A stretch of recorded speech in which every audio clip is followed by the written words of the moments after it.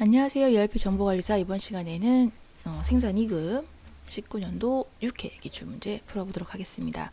1번 문제. 다음 중 ERP 도입의 예상학으로 보기 어려운 것은? 자, 정답은 1번이죠. 1번. 리드 타임이 증가가 아니라 감소입니다. 뭐 생산 같은 경우는 생산 시작에서 이제 끝나는 그 시간을 리드 타임이라고 얘기하고 있는데, 그 부분이 ERP 도입을 통해서 전산화가 잘 됨으로써 그런 리드 타임이 감소가 되는 효과가 되어 있다라는 부분입니다. 다른 부분들을 읽어보시면 되고요. 정답 1번. 2번 문제입니다. 상용화 패키지에 의한 ERP 시스템 구축 시에 성공 실패를 좌우하는 요인으로 보기 어려운 것은? 인데요. 여기는 정답이 2번이에요. 자, 기업 환경을 최대한 고려하여 개발할 수 있는 자체 개발 인력 보유 여부. 요 자체 개발 인력 보유하지 않아도 뭐 클라우드 ERP 이런 것들 통해서 필요한 서비스만 이용하는 등 해서 구축이 상당히 쉬워졌습니다. 그래서 2번처럼 자체 개발 인력이 반드시 있어야 된다라는 것은 아닙니다. 정답은 2번이 틀렸다 보시면 되겠고요. 3번. 다음 중 이 비즈니스 지원 시스템을 구성하는 단위 시스템에 해당되지 않는 것은 무엇인가요? 인데요. 여기는 이 비즈니스 시스템하고 SEM 시스템 관련된 걸로 해서 알고 있는지, 그 단위 시스템에 대해서 알고 있는지에 대해 물어보는 거고요. 자, 1번이 SEM 시스템을 구축하는 단위 시스템이기 때문에 이게 들렸습니다. 그래서 활동 기준 경영이라든가 이런 것들도 여기에 해당되고요. 그래서 이런 것들에 대해서 구분하실 수만 있으시면 되니까 기억해 주시면 되겠습니다. 4번이에요. ERP 특징 중에 기술적 특징이 해당되지 않는 것은? 인데요. 자, 기술적 특징과 기능적 특징이 있어요. 그래서 기술적 특징은 약간 약간 기술적인 냄새가 나는 이런 약간 영어 좀 써있고 약간 그런 거 있잖아요. 그래서 지금처럼 뭐 포지엘, 뭐 관계형 데이터베이스, 뭐 객체 지향 기술 이런 것들은 기술적 특징이고요. 다국적 다통화, 다언어 지원은 기능적 특징에 해당됩니다. 정답은 2번에 해당되는 부분이에요. 객체 지향 기술 같은 경우는 이제 모듈별로 지금 우리도 생산 분류, 인사회계 이런 모듈이 있는데 그 모듈별로 따로따로 쓸 수 있기도 하고 같이 또 뭉쳐서 쓸 수 있기도 하고 이런 것들이 이제 객체적으로 이제 움직일 수 있다라는 부분이라서 객체 지향 기술을 사용하고 있다라는 얘기를 하고 있습니다. 그 정도만 알아두면 되시고요. 5번입니다. 컴퓨터를 제조하는 기업에서요, 15시간의 작업 시간을 들여서 15대의 컴퓨터를 생산합니다. 자, 이 기업 공정을 계산해서 한 대당 작업 시간을 20% 감소시켰대요. 그랬을 경우에 컴퓨터 생산할 수 있다면 기업의 생산성은? 인데요. 자, 생산성은 공식이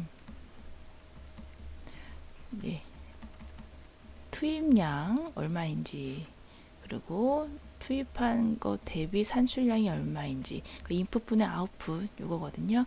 그래서 요게 지금 현재 15시간 해서 15대 컴퓨터 생산했습니다 라는 거에서 1이었는데 자, 지금 20% 감소가 됐습니다. 시간이.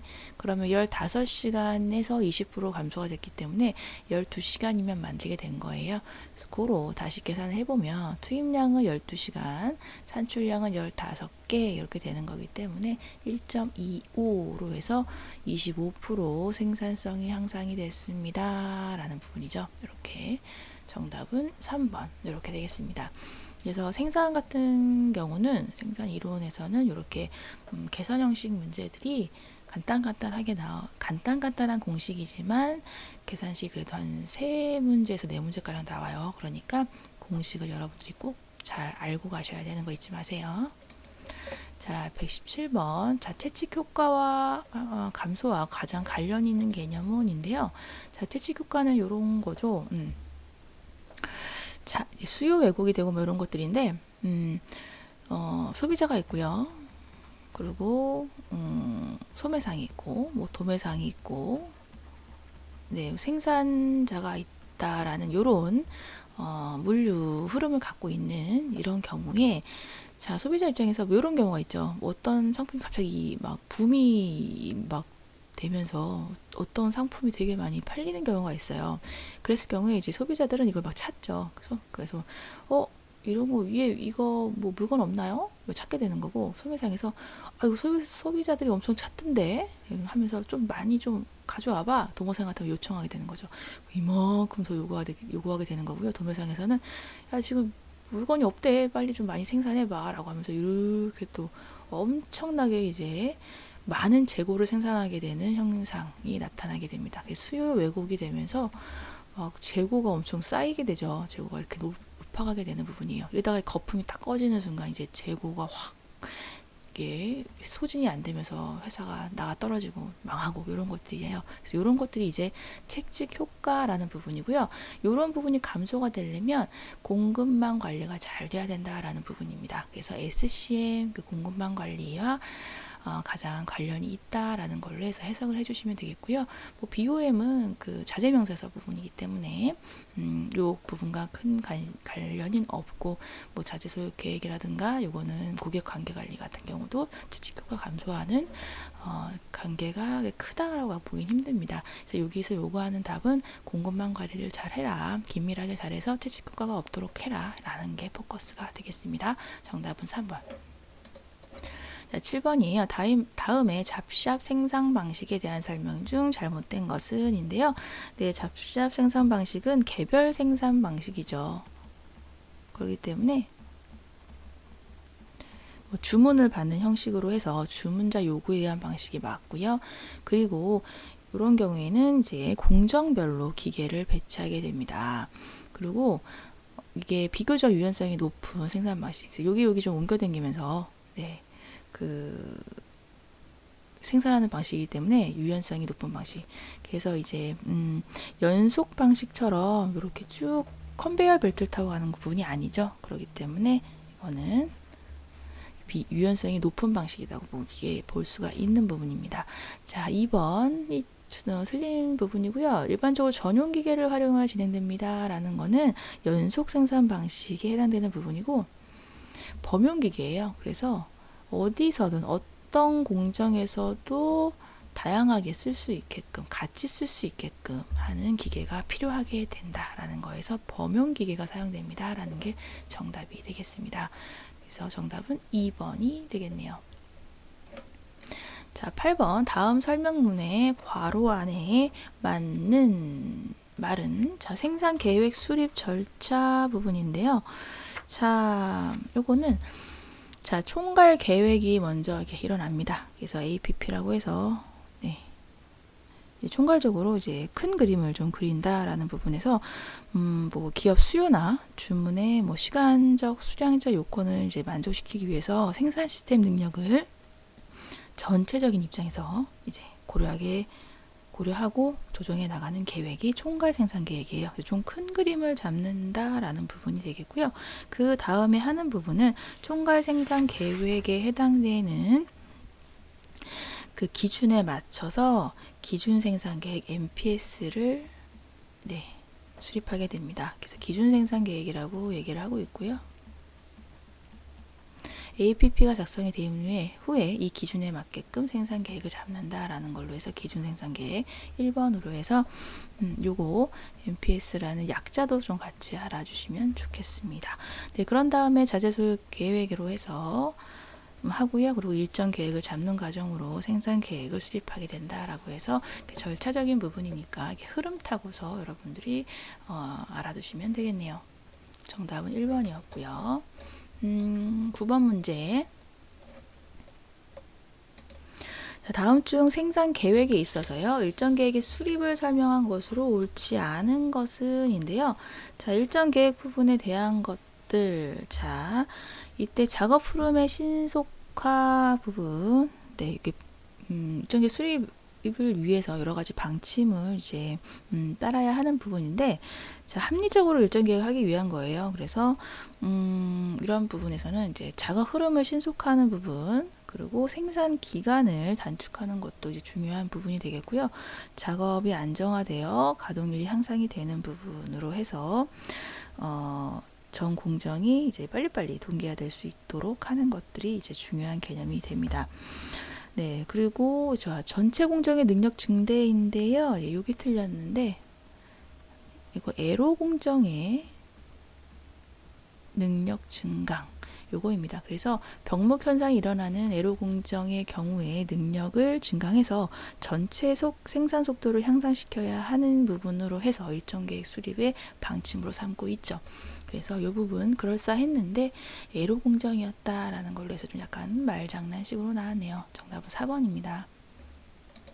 10번 문제. 다음 중 퍼트와 CPM에 대한 설명으로 가장 적합한 부분이 무엇인가 라는 부분인데요.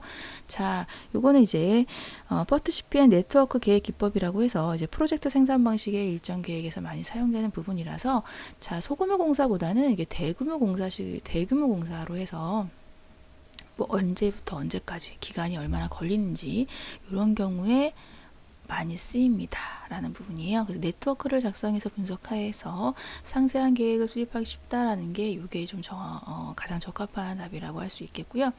주 일정 계획이 포함된 계획 내용은 원가 계산의 활용. 원가 계산보다는 이제 기간 이런 것들 뭐 단계 여유라든가 기간 쪽에 포커스가 좀 맞춰져 있다라는 거에서 원가 계산 쪽은 조금 포커스가 다릅니다. 3번은 틀렸고요. 네트워크를 사용함으로 부분적인 활동만 파악할 수 있다. 이게 전체적인 활동을 파악할 수 있습니다. 그래서 이런 거였죠. 이게 동그라미로 해가지고 1단계에서 뭐 2단계로 가는 뭐 이런 것들. 네. 그리고 네. 이게 뭐 며칠이 걸렸고 뭐 이런 것들이 있었잖아요. 이렇게 뭐 6일이 걸리고 어쩌고 뭐 이렇게 가는 거. 그러면서 뭐 끝 단계가 얼마 오고 뭐 이런 것들이었습니다.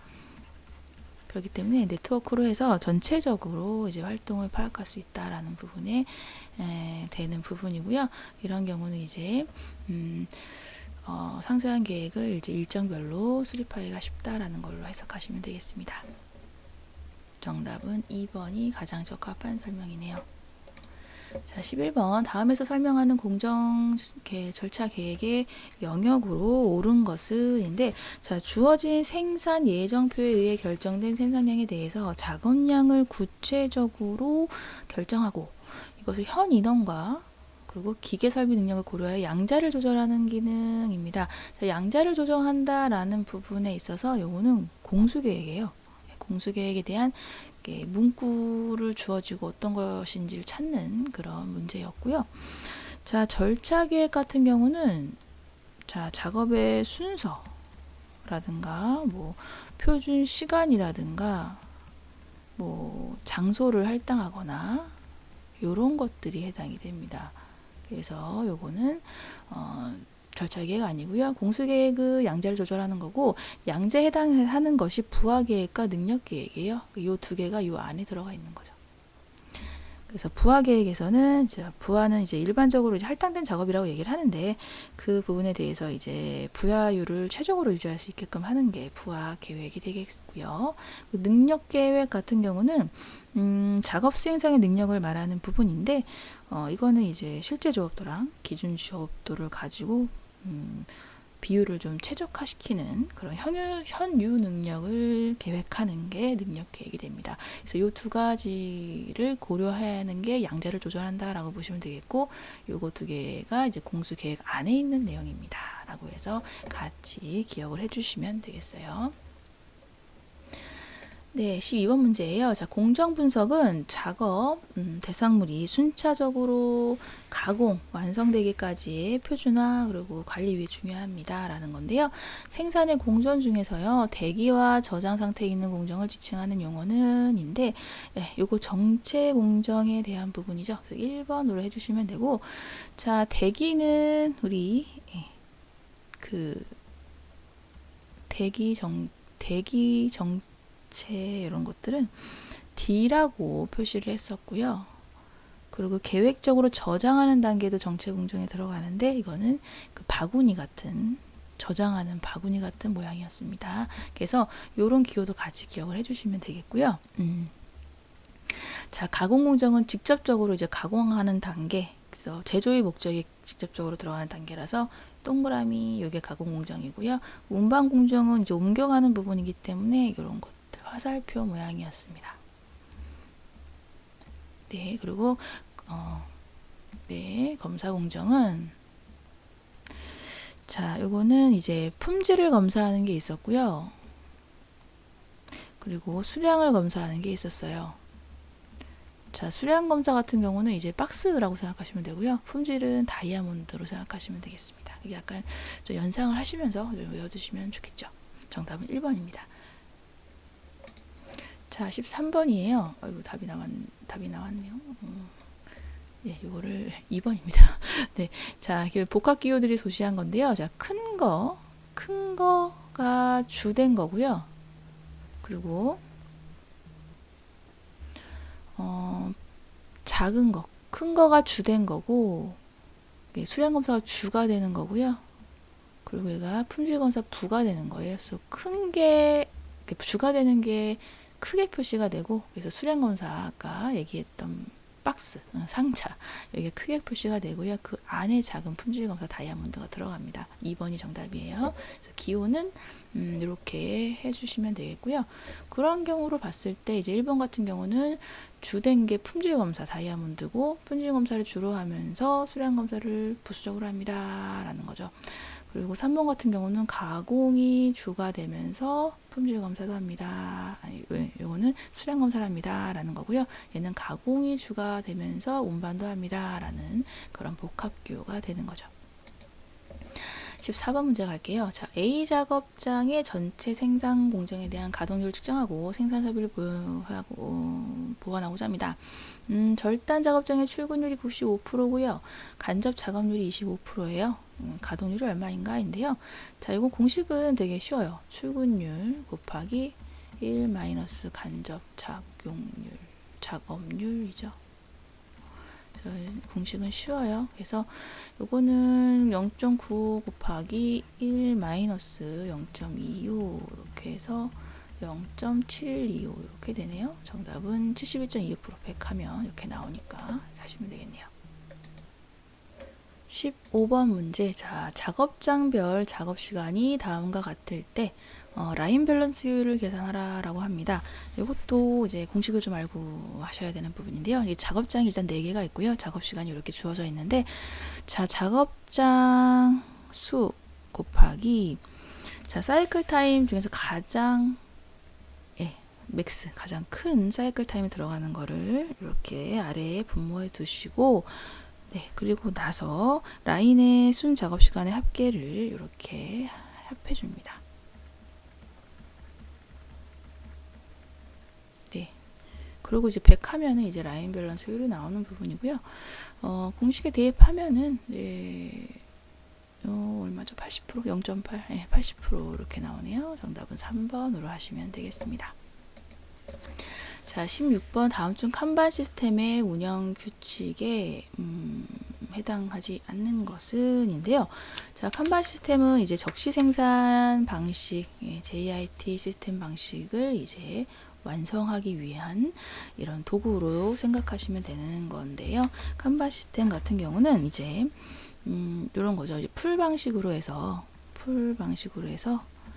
후속 공정에서 이렇게 당기는 거예요. 전 공정에다가 이렇게 부품이 필요합니다 라고 하는 이제 당기기 방식이라고 얘기하는 게 풀 방식인 거고요. 그렇기 때문에 내가 필요한 만큼만 후 공정에서 전 공정에 요청을 하는 부분이 되는 거죠. 그래서 그거를 전 공정에 요청하기 위한 도구가 칸반이라는 도구인 거고요. 그렇기 때문에 재고 같은 거나 이런 것들이 많이 생기지가 않겠죠. 그래서 이제 JIT를 완성하기 위한 이제 시스템이다 보시면 되는 부분이고요. 자, 이러기 때문에 풀 방식이기 때문에 후공정이 인수해간 양만큼만 생산하는 그래서 풀 당기기 방식, 이게 맞는 얘기고요. 그리고 상당히 미세 조정 수단이 되는 거죠. 칸반이라는 게. 칸반 이게 한 장짜리 종이 같은 건데 여기에다가 어느 공정이 얼마가 필요하고 이런 식으로 되기 때문에 이런 칸반이 미세 조정의 수단이다라고 보시면 됩니다. 공정 안정화하고 합리화할 수 있다라는 부분이 좋은데 1번처럼 불량품을 임의대로 후공정으로 보내는 건 아니에요. 불량품은 절대 후공정에 보낼 수가 없습니다. 재고도 싫어하고요. 불량도 싫어하고요. 그 JIT에서 요구하는 그 7가지 낭비에 해당되는 분거가 불량이 들어가는 부분이기 때문에 절대 후공정으로 보낼 수는 없습니다. 정답은 1번이 되겠네요. 17번 다음 중 안전재고에 대한 설명으로 바르게 제시한 것은인데요. 자, 안전재고는 요런 2번이 정답인데, 자, 불확실한 상황 이런 것들이 나오면 자, 안전재고구나라고 해서 이제 포인트용을 딱 잡아서 이제 하시면 되는 부분입니다. 네, 그리고 요거는 일시 필요한 양보다 더 많이 주문하는 경우 비용을 줄이거나 이런 것들은 이제 순환재고, 그러니까 싸게 하기 위해서 이런 걸 생각하시면 되겠고요. 파업 긴급한 상황 그런 것들 미리 구매해서 확보하는 거, 이거 예상재고, 예상 이런 말들이 있죠. 예상재고고요. 4번 유통과정 중에 있는 재고, 네, 파이프라인 재고. 네, 이렇게 해서 정답은 2번으로 되어 있고요. 이게 네 가지에 대한 부분에 대한 이제 문구 해설에 대한 부분 여기 잘 기억을 해주시면 좋겠습니다. 잘 읽고 넘어가 주시면 좋겠어요. 네, 18번 문제예요. 다음 중 경제적 주문량의 특징에 해당되지 않는 것은 인데요. 자, 요거는 이제 경제적 주문량은 재고 관련 비용이 최소가 되는 최적 주문량을 결정하는 모형이 되는 부분입니다. 그래서 총 재고 비용이 최소인 발주를 의미하는 부분인 거고요. 그 총 재고 비용에 해당되는 구매 비용과 이제 재고 유지 비용이 합이 최소인 발주량을 얘기하는 거예요. 그래서 1번, 4번 같은 의미로 보시면 되는 거라서 맞는 얘기고요. 그리고 경제적 주문량이 클수록 평균 재고는 커지죠. 주문을 많이 했으니까 그렇게 해서 재고도 커집니다 라고 보시면 되고요. 3번이 틀렸는데요. 수요가 비교적 안정적일 경우에 유용합니다. 3번. 그래서 이런 경제적 주문량 같은 경우는 여러 가지 가정이 있었는데 그 중에서도 그런 말들이 있었습니다. 이제 조달 기간 일정하고 뭐 주문량은 뭐 즉시 일실에 정량이 입고된다라는 부분, 그리고 자재 사용량 일정하고 연속적이다라는 것들이 이제 모두 수요가 안정적인 경우를 가정해서 경제적 주문량을 산정하고 있다라고 보는 거죠. 볼 수 있는 거죠. 그렇기 때문에 18번은 정답 3번으로 하시면 되겠습니다. 19번이에요. 자, 다음 보기 괄호 안에 적절한 용어는인데요. 자, 능력 소요 계획은 모모에 의해 생산된 생산 주문을 이용해서 각 기간 중에 각 사업장에 필요한 인적 자원, 기계 소요량을 계산하는 모듈입니다. 자, 능력 소요 계획은 이제 CRP라고 하는 부분이고요. CRP는 MRP 전개에 의해서 생산된 계획을 가지고 소요 계획을 하는 부분이에요. 그래서 2번이 정답이 되는 부분입니다.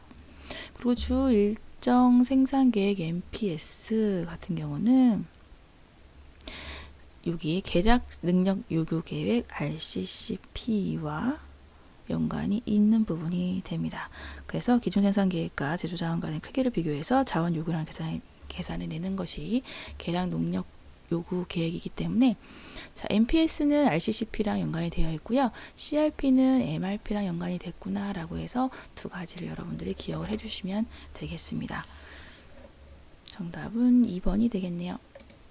20번. 자, 다음에 제시한 SCM의 추진 효과는 적절하지 않은 것은 인데요.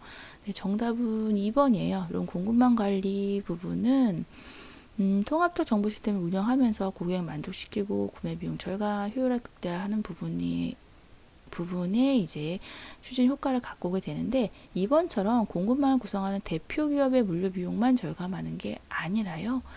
이거는 공급망 전체 비용의 최소화를 목적으로 합니다.